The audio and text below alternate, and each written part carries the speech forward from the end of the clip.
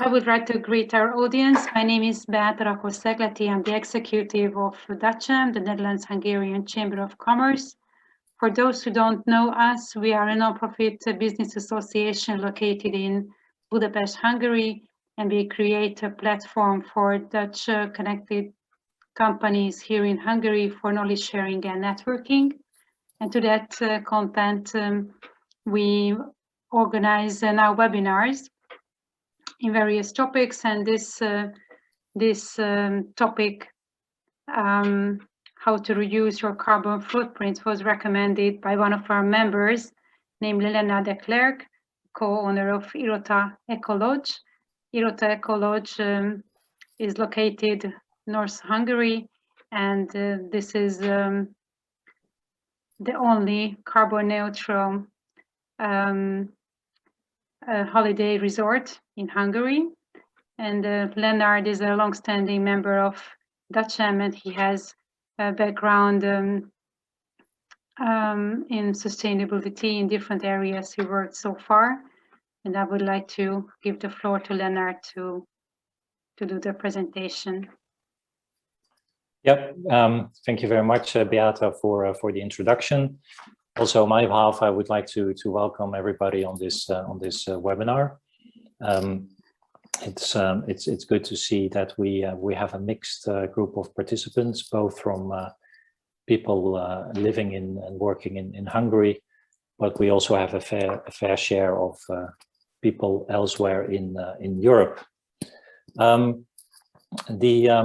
The way it will work this webinar is first I'll give a presentation which will take about 30 minutes, and then we'll close off with a Q&A session.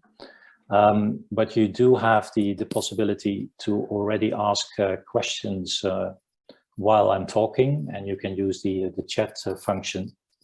And if it's let's say a very important question, then Beata will interrupt me, and otherwise we'll have the questions and answers at the end of the webinar. So what can we expect today? Well, first of all, I would like to give some brief context on why reducing carbon footprint is important. I'll also explain a little bit on what are the average emissions of EU citizens, but I also will split them by category and to see where those emissions occur. The main part of my presentation will be how we can reduce emissions by each category. Carbon is everywhere. You know, our economy is fossil fuel based, so it would take too long to go through each category in detail. But in my presentation, I will focus on the major emissions, and in particularly those that you can easily reduce yourself. I'll show you how we managed as private persons, but also as a business to reduce our emissions in real practice. And like I mentioned, we'll close off with a Q&A session. But to warm up, I would like to start a poll first and to get a little bit of a feeling on how much you know about carbon emissions. And I'll start with the first poll, and that is the question is, what are the average emissions of one EU citizen in 2019? Is it 67 kilograms, 670 kilograms, 6.7 ton, or 67 ton per year?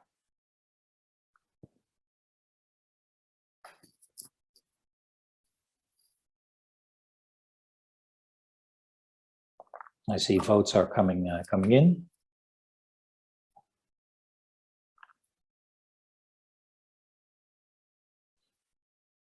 Almost everybody has voted. We're still waiting for 5 votes. They probably wouldn't know. Okay, then I'll end the poll now and share the results. So the majority, 44%, said it was 6.7 tons of CO2 per year, and in fact, that is the correct answer. But still, I see it's fairly distributed. Also, people are 670 kilograms, but this is the amount that we as EU emit each year. If we, by the way, these are only the direct emissions, what's happening on the territory of the EU. If we also include what we import in terms of goods and minus what we exclude, then our emissions would be 7.9 ton of CO2 per capita. Okay, then we'll move to the next poll. And that is, which country had the highest total emissions in 2019? So it's not here per person, but it's in absolute terms.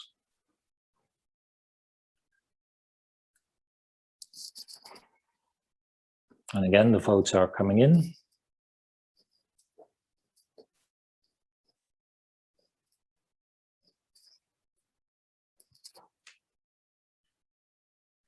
Just a couple of seconds more.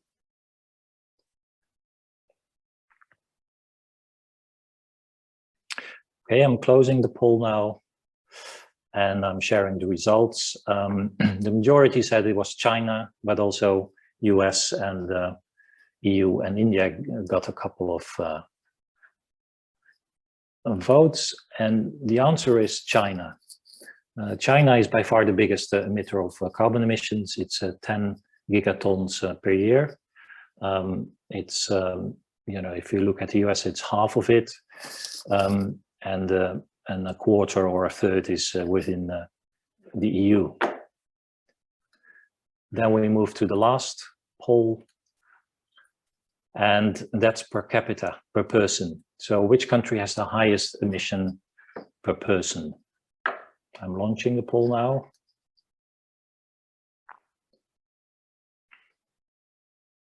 And if you've seen the results of the second poll, you probably could guess which country has the highest emissions per capita.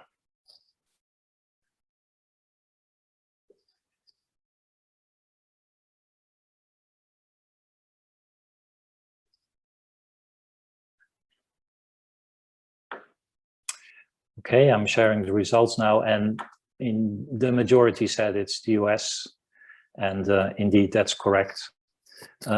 If you see the emissions of the US, it's 16 tons, so that's by far higher than any other major country. It's 2.5 times more, for example, than we emit in the EU 27.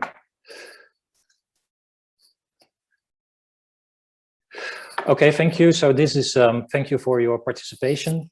Going to the context now, scientists agree that the increase of the global temperature should not exceed 1.5 degrees.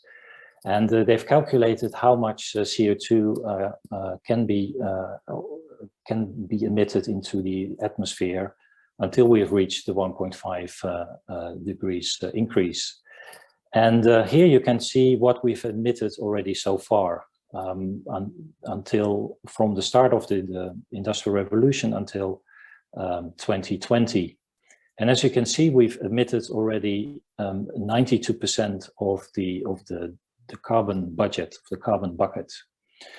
Because the problem is with CO2 is not so much how much you emit, but how much remains in the atmosphere. And CO2 has a lifetime of more than 100 years. So basically what you emit today will stay there for a long time.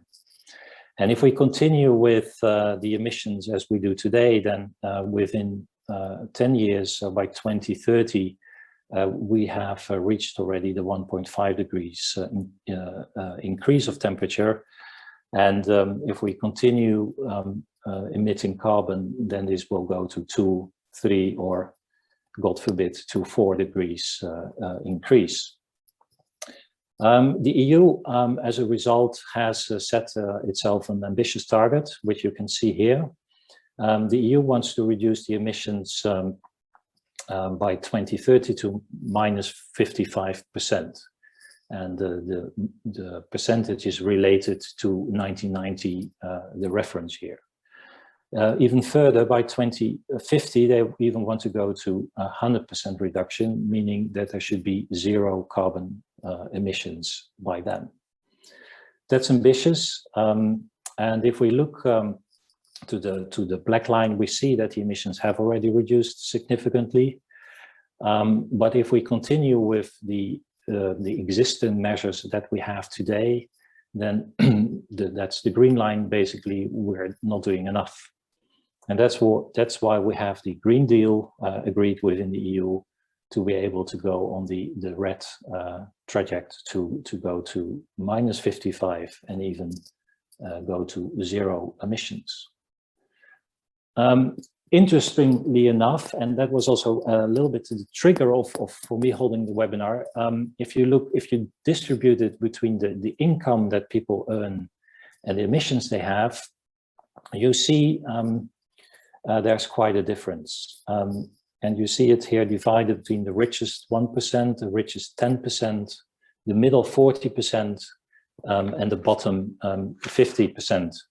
I'll just give you a number so that you can also see for yourself in which income category you belong. For the EU, you're part of the richest 1% if you earn more than 90,000 euros a year. If you earn more than 41,000 euros a year, you're in the richest 10%.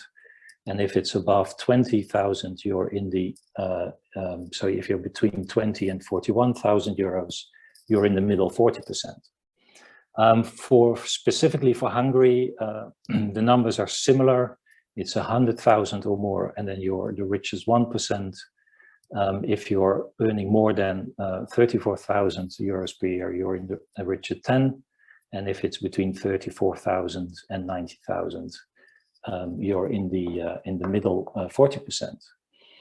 And you see actually that as the emissions have been declining over the past 25 years, but it mainly happened with the people that have a lower income. The bottom 50% went down 32%, but the richest 1% even had an increase in emissions. This is organized by the Dutcham, so we have a lot of business leaders on board. You probably have a higher income than average. But you also have a higher emissions than average. So how come? Because we all know that climate change is happening, that we have to reduce emissions.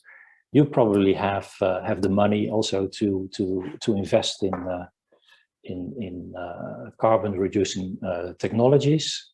So why not do it? And that will also be the gist of my presentation today. I'll show you how you can spend your money wisely. In the next slide, you can see the distribution by different sectors. It's air travel, land travel, products, services, clothing, housing, and food. And you see that the higher the income, in particularly the travel, both through air and over land, is increasing. So apparently, if you have more money to spend, you're going to travel more, but as a result, you're also going to have more emissions. And I'm not going to go through all the categories, but I'll deal with the 4 categories as follows. I'll start with food, 4 to 8%, housing, 14 to 90% of your emissions, land travel, 20 to 30%, and last but not least, air travel, 12 to 40%, depending on which income category you belong. So starting with food.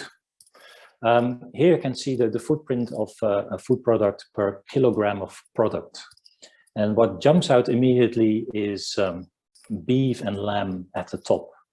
they have very high carbon emissions per kilogram of product. And how come? First of all, beef uses a lot of land. Forests have to be cut to let them graze, and therefore you see the land use change column is quite big. Secondly, under the chapter farming, there's a lot of methane production.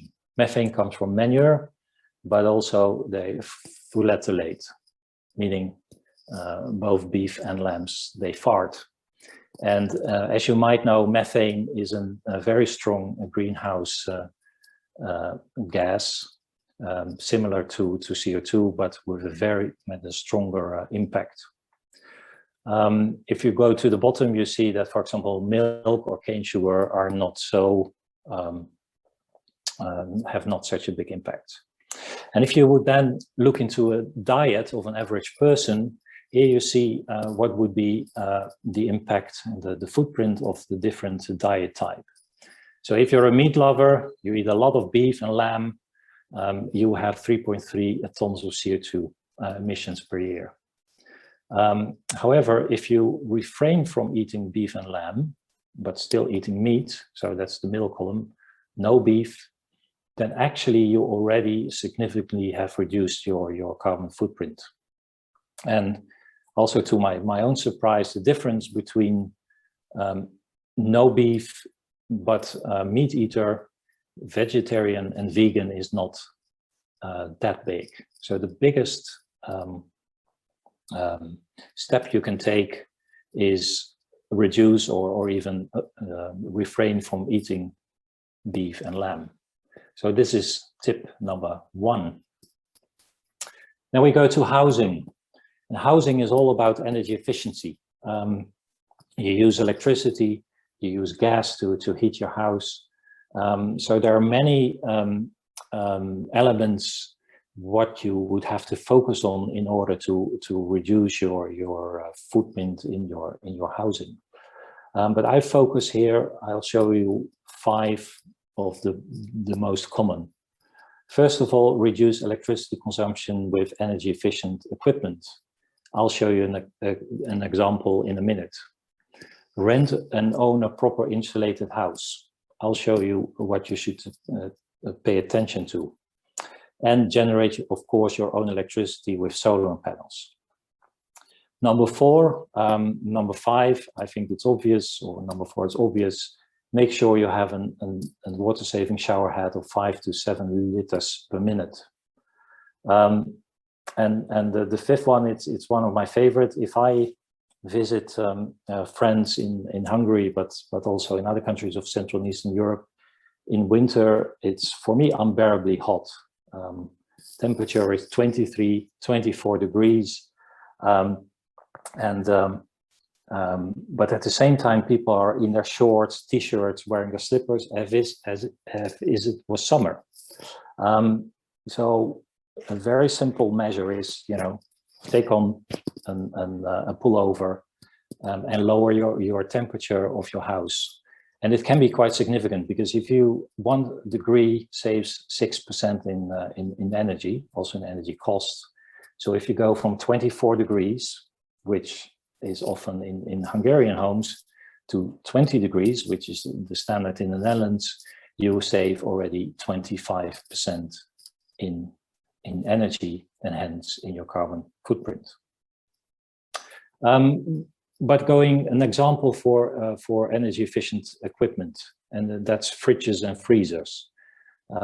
In the past 10 years, we've seen an enormous improvement in the efficiency of fridges. And as a result, actually, as of the 1st of March, European Union, and also therefore also in Hungary, they had to upgrade the energy labels of this equipment, because simply all the fridges that were available were A+, plus, or triple plus. Not very helpful for the consumer. So as of 1st of March, we have a new energy label, and they've migrated the old system into the new one. So if you had bought an A++ fridge in the last year, today that would have an energy label of something between E and F. And why is it so relevant? Because you can see here and this is an example from the UK, how much you can save by replacing your fridge or your freezer. And I'm just taking the cabinet type 1, which is at the top. If you've bought a fridge 10 years ago, it probably would have an energy label which would be nowadays F or G. If you buy a new fridge, you probably could have a B or C fridge, reducing your energy consumption by 75%. And that's significant. So my tip would be, and my advice would be, if your fridge is older than 10 years, even if it's working properly, buy a new one, replace it. And of course, make sure that the company delivering your fridge takes the old one in return, so it can be properly recycled. I know it's maybe a bit counterintuitive that why, if I have a proper working piece of equipment, why should I replace it? Well, in general, you shouldn't. But for fridges and freezers, there's a real exception, given the fact that they've become so much more efficient. Housing. For housing, we have a similar system, also with an energy label. And sorry for the non-Hungarian speakers, but you probably can understand what it's about. You have different categories, so it all depends on how much energy it uses for heating. And I would strongly advise you that if you're going to rent or buy an apartment, make sure it's label C or higher. And actually, you can. There's a public database available, which you can see the website on the screen. And if you fill in the name of the city and your plot number, you can look up which energy label your home or apartment has. By the way, it's not every apartment has it. So if you can't find it, then probably you living in an older house and your energy label would probably be E or worse. I also mentioned solar panels. The cost of solar energy dropped dramatically. Here you see the cost in the US expressed in $1 per watt. It used to be just under $8. Now it's just a little bit above 2. So it means that it went down with almost 75% in just 10 years. And if you have a roof and you have the money, actually there's no reason why you should not be investing in a solar system. In Hungary, a typical solar system costs 1.5 million forints, generating 3,400 kilowatt hours a year, which is sufficient for an average Hungarian family. And the payback time is relatively long in Hungary because the electricity price for at least for private consumers is fairly low. So it's currently between 8 and 10 years, but I don't expect the electricity price to remain that low in Hungary. Land travel. Category number 3. Well, actually, of course, if you live in a city, the best option is always to take the public transport if possible. Public transport is most of it is fueled with electricity, except for buses. But also in Hungary, there are now in several cities pilot projects going on where they replaced the fossil fuel buses with electric ones. And actually, Hungary has decided that from a certain time, from a certain year on, only electric buses can be put in operation, and they fully want to phase out fossil fuel buses. Where I want to talk about is your private car, if you have one. And here you see a comparison of the internal combustion engine, as they call it, so a fossil fuel car, and an electrical vehicle. And in this example, they take a driving distance of 150,000 kilometers. And you see that manufacturing the car, that's the black one on the bottom, doesn't emit that many emissions. Or it emits emissions, but it's similar for a fossil car and an electrical vehicle. However, the difference comes with manufacturing the battery for the electric car, which is still fairly energy intensive and therefore carbon intensive affair. However, if you then look at the fuel and the emissions, you see that over the 150,000 kilometers, the emissions of a fossil fuel car are much higher than of an electric car. So even if we look today, if you would switch to electric driving, your emissions would drop by 50%. And that's the situation as it is today. What very interesting is, of course, is where does your electricity from your car comes from? Because the carbon intensity of the electricity is dropping fast.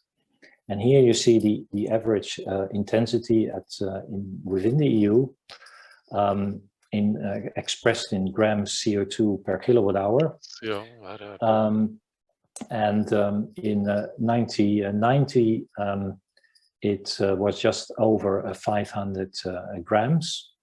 But 30 years later, being today, it dropped to under 300 grams of CO2. And the expectation is that it will drop within the coming 10 years to under 100. And you see the same trend happening in Hungary. For example, the solar production in Hungary increased with 71%. That's quite a lot in 2020. And also Hungary set a goal to produce 90% of its electricity from carbon-free sources. And that means by 2030. And in Hungary, that means that's mainly nuclear and solar. There's not so much wind is being built at the moment. So yes, driving with an electric car still has emissions, but the trend is dropping and dropping fast. If you continue driving a fossil fuel car, you keep on emitting. Efficiencies go up maybe 1-2% maximum per year, but not as steeply down as it goes for the electrical option. Lennard, we have two questions in the chat box. Yeah. Connected to this topic. So if I may, then I will share them with the audience and with you so that you can answer it. Yeah, go ahead. Okay. The first one is, I looked into solar 20 years ago in Hungary and it cost 1.5 million. The price has not changed. Lennard, how much does it cost to install a home e-car charger station like yours, run off solar power?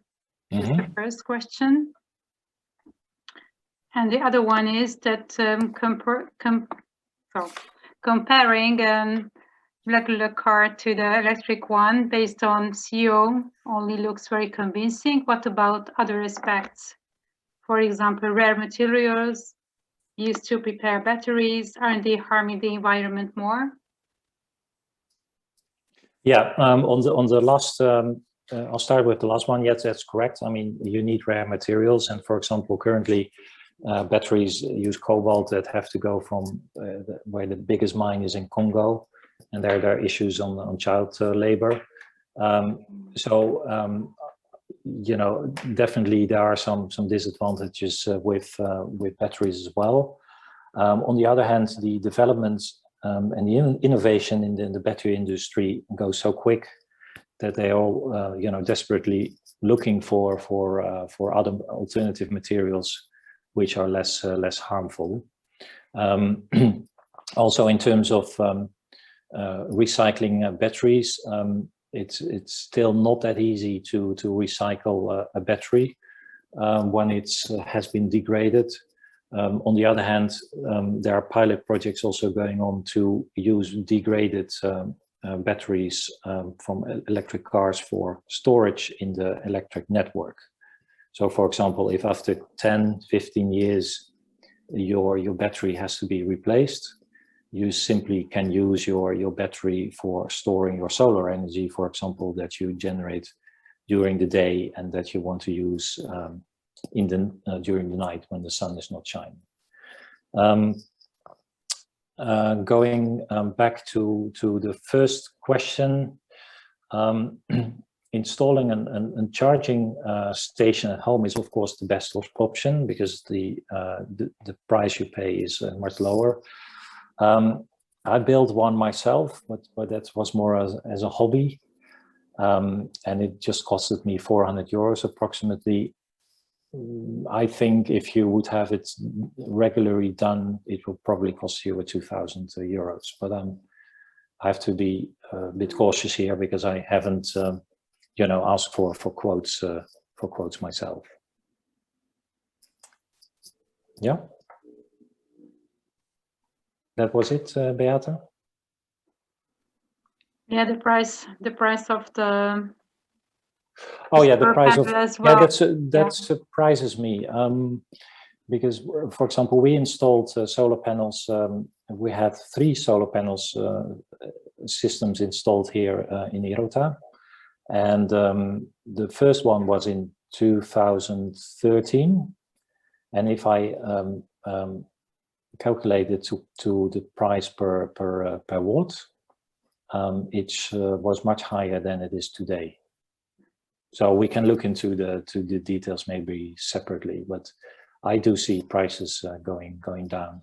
Yeah. In the meantime, we also received a comment that in the last 2 years, the cost of 50 kilowatt per hour per year solar station reduced by 40 to 50%. Yeah. Okay. Good. Then thank you for those questions, and then I move to the toughest one of today, and that's air travel. And I see also some smiles from participants because they know it's one of my favorite topic of mine. Air travel. First of all, air travel is a very convenient and quick way of traveling. And it's also very cheap because it's exempted from all taxes and duties. So you don't pay VAT, and the airline company does not have to pay duties on kerosene. That's different than if you take a bus or a train, because they have to pay their duties and you have to pay the VAT on the ticket, which in Hungary is a steep 27%. So this explains why air traveling has become so popular. The problem with air travel is twofold. First of all, the emissions they have happen high in the atmosphere, and that causes extra greenhouse gas effect. So if you emit 1 ton of CO2 high in the atmosphere, it has the equivalent, or it doubles the greenhouse gas effect. Secondly, there is no real low carbon technology coming up for the coming 10, 20, maybe 30 years. There are experiments. For example, KLM is adding biofuel to its flight from Amsterdam to Paris, up to a certain percentage. But there's not really a breakthrough technology as we've seen with cars. And as we are short in time, I don't see it happen, unfortunately, that within the periods that we really have to go to zero emissions, that we can continue flying that much as we do right now. So you should, if you really want to reduce your carbon footprint, and particularly if you are in the high income part, the 1 or the 10%, you have to look for alternatives to air travel if you're traveling within Europe, of course. And the first option is switching to electric driving, which I already mentioned just before, or switching to trains a day or an overnight train. And actually on this, a lot is happening, and it's particularly the Austrians, interestingly enough, the Austrian railway company that's heavily investing in their night services, which they call Nightjet. And here you see an overview of all the cities that you can reach directly from Vienna through an overnight train. They had, for example, Berlin and Venice already for a long time in their schedule, but as of December last year, they added also Amsterdam and Brussels to the schedule, and in the coming 1-2 years they will also add, for example, cities in France like Paris and Lille and Marseille. And traveling in the night train can be luxurious as well. And I just show you a picture of the new traveling cars that the Austrians have bought, and they will put in operation over the coming years, which are much more comfortable than the old couchettes that you might have experienced where you were still as a teenager going through Interrail through Europe. Also from Budapest, same situation, although less overnight trains, but here you can see the cities you can reach with a direct connection from Budapest. So there is actually quite a distance you can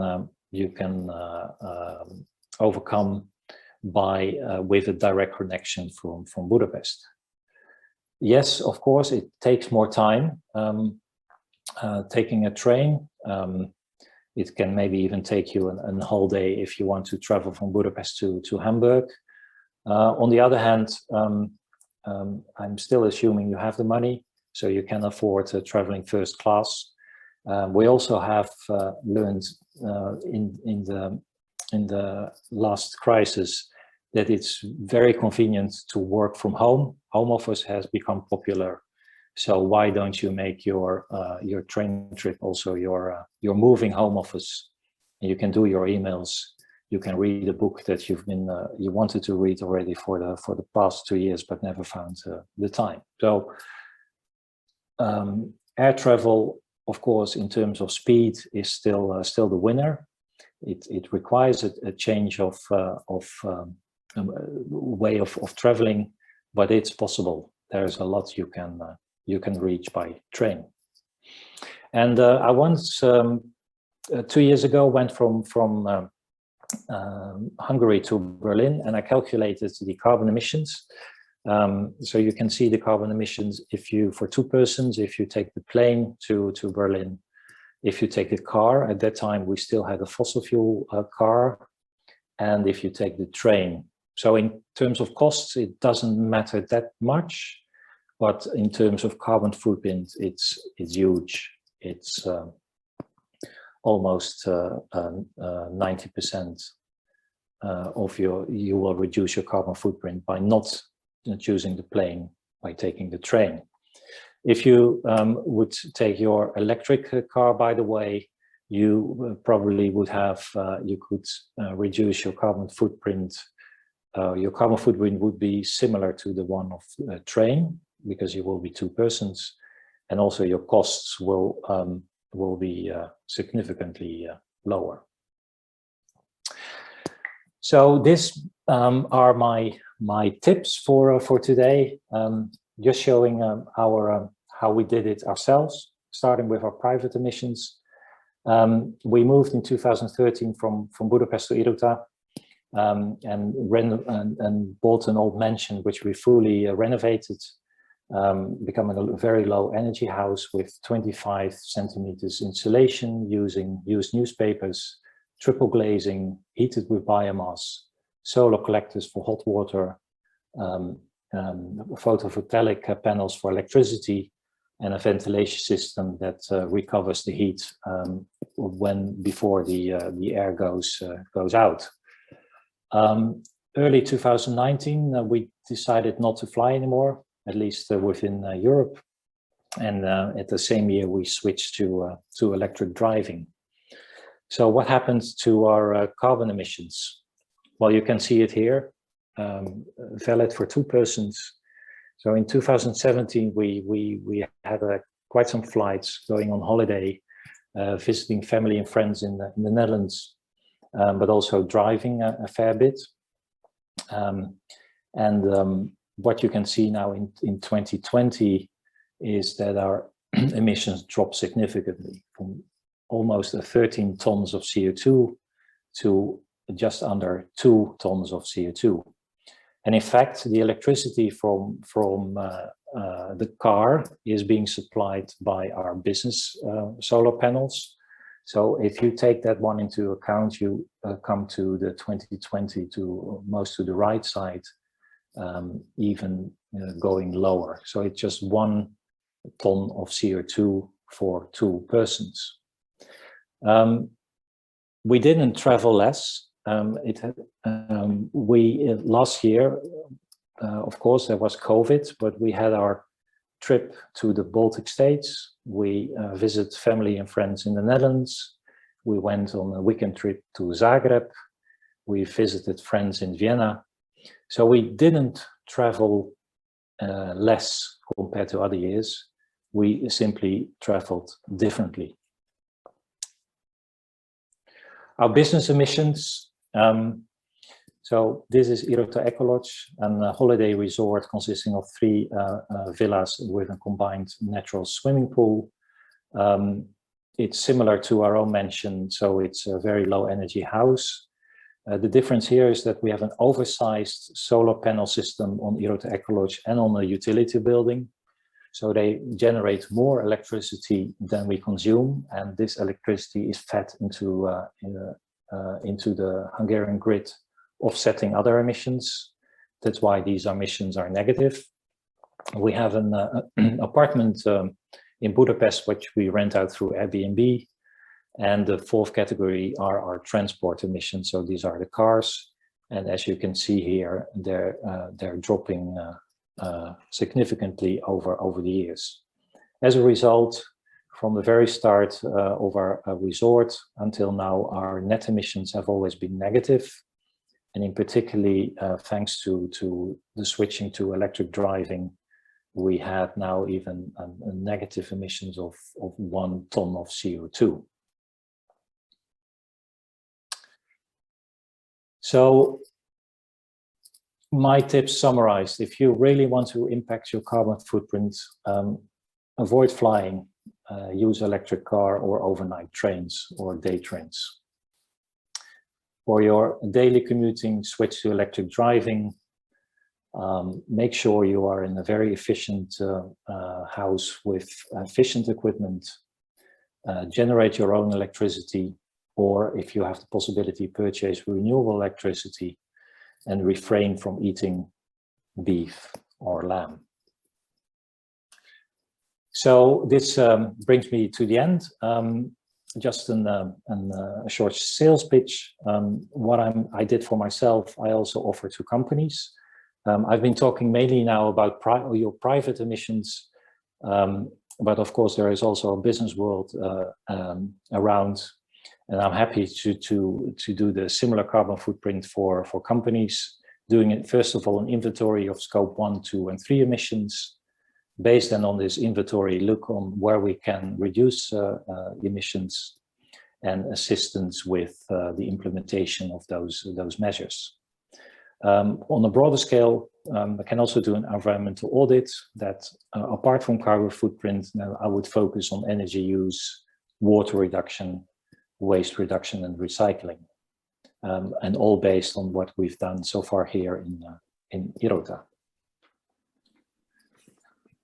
So that brings me to the end. Thank you for your attention. I've listed here a couple of websites which could be of interest to you for further reading. For example, we have a carbon footprint report. We just published the ones for 2020, and you can learn more about how a carbon footprint looks like. The Carbon Atlas gives you more detailed information on emissions of different countries and regions. The energy label for homes, of course. Last year, I did a webinar about electric driving for the long distance. For those that are interested and would like to switch to electric driving, have a look. And also, if you go to V-Line Auto Shop, there is quite a lot of information about all the new models that come to the market and how you can also charge your car within Hungary, but in the rest of Europe. Okay, thank you for your attention. Beata, thank you, Lennard. Back to you. Yeah, I see that there are still questions in the question box. I'm happy to read them out loud so you can answer them. So we have a question from Barbara. Do you think that the future of the clean transport is solely EY dependent, or is the mix of more technologies like hydrogen, biogas, EYs the way to go? Well, I definitely, I mean, if we could talk about a technology that has some potential, it would be biofuels for planes. Like I already mentioned, the example of what KLM is doing on an unlimited scale. But to produce the fuels, you also would need a lot of energy and maybe with related emissions. So far, I don't see a breakthrough coming up soon. I also see comment that it's also up to the organizations you work for, what are the rules on traveling, because there are organizations that require you to take a bus, a train, instead of a plane. If the trip is less than 12 or 24 hours. So this is also a good tip that we can bear in mind. There's also a comment that 3 years ago we took an overnight train from Vienna to Pisa. It was a little bit more than double price of the air ticket from Budapest to Pisa. So the price that's a fact. You know, if planes don't have to pay taxes, then they can be much cheaper. Yeah. To me, it's still it's unbelievable that this is possible, that you have you know, one mode of transport that is fully exempted. We also have some recommendations for the trains and buses, because they now have power outlets at every seat and free internet connection. So it's really convenient to use these options. And then we have a comment that the current hydrogen fuel cell technology for passenger cars is really far from being efficient in comparison to battery EY cars. It simply doesn't make sense. Yeah, you know, it's the hydrogen technology in the fuel cell is more complicated. On the other hand, if we want to make also the trucks and the transport more sustainable, then probably battery technology will not be sufficient, because the battery simply cannot you know, store enough energy to drive a truck, particularly over long distances. So I don't think that battery is the only solution, and that we at some point, you know, to switch the trucks to it could be that hydrogen is a solution. And there's also a question that, are carbon offset programs for travel realistic and real? Yeah, good question. So airlines offer this to offset carbon. I have a bit of a mixed feeling about those programs. In the end of the day, we all have to go, and I refer back to the carbon bucket. We have to go to zero emissions worldwide. So at some point in time, there is nothing to offset. because nobody will have any emissions anymore, with the exception then maybe for carbon capture projects or planting trees where you truly take CO2 out of the atmosphere. But a lot of these offset projects is reducing, of avoiding the emissions of others. Okay, for the coming 5 years, that's maybe nice, but if we really want to go to -55% and to zero emissions, this is not a solution for the long term. And we have a good example mentioned. Airbus is developing a new technology to transition air travel to carbon-free emissions. New airframe, new propulsion technology based on hydrogen to be developed by around 2035. Yeah, would be great if by 2035 all planes are fueled on hydrogen. And I don't know whether there are any questions, because you can also turn on your microphone and ask Lennard directly.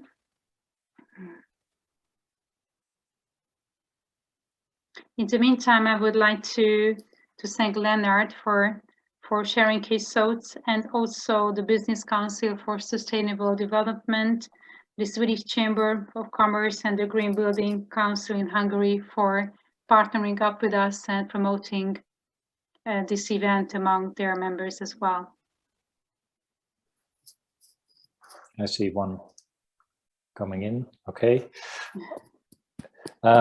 Also to all the participants of today, if you have a question on maybe in your home, or you want to know which fridge is better to buy, feel free to drop me a message on the email address indicated. Happy to to help and to provide any advice for free. Mm-hmm.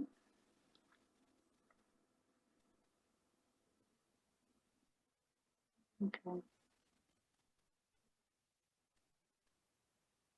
I don't see any more questions coming in, so thank you again, Lennard, for sharing these tips and tricks. I think everyone can make a second thought about it and see what he or she can do at home or in the business to lower the carbon emissions. And it all adds into one big saving. Yes. Okay, good. Thank you, everyone. Thank you, Beata, for organizing this. You're welcome, and thank you very much also for the participants for being with us. And you can also subscribe to our newsletter and visit our website for upcoming events, because we always organize something together with member companies or with other organizations. Thank you for your time. Thank you for your attention. See you next time. Okay. Thanks. Bye-bye. Bye-bye. Bye, Peter.